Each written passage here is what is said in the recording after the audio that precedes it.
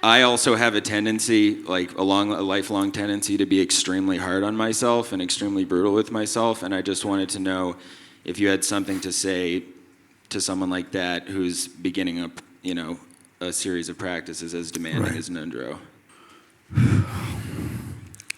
Good question. Really, thank you. I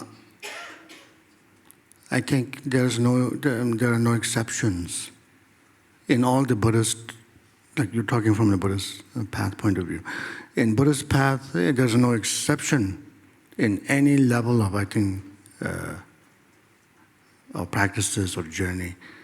There's no exception that we can not be kind at any time. We have to be kind. We have to try to be kind to ourselves and to other people as much as we can.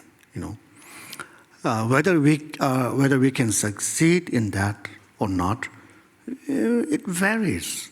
We don't always succeed. That's why it's called a path, right? Not a result. Right? If we succeed and every time we try and we are perfectly, doing perfectly fine, then that will not be a path. It will be a result. So we will fail. That's no problem. Failing is great. We will fall. It's not a problem. But the problem is if you don't get up, then there's a problem, right? Like prostration. Like, when you prostrate, if you just stay there, then you will never finish Ngondro, right? You have to get up. You have to get up.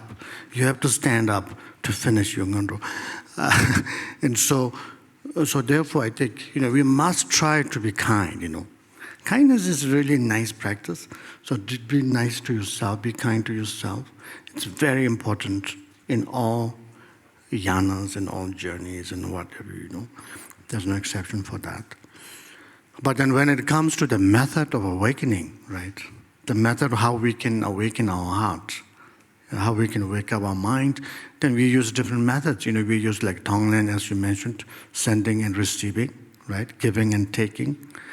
Giving your good thoughts, positivity, and taking the negative thoughts and pain from others, in our mind, making that prayer. So, like that kind of thing, there's so many ways we can do it. And then as well as in the certain method of Vajrayana, then of course we use some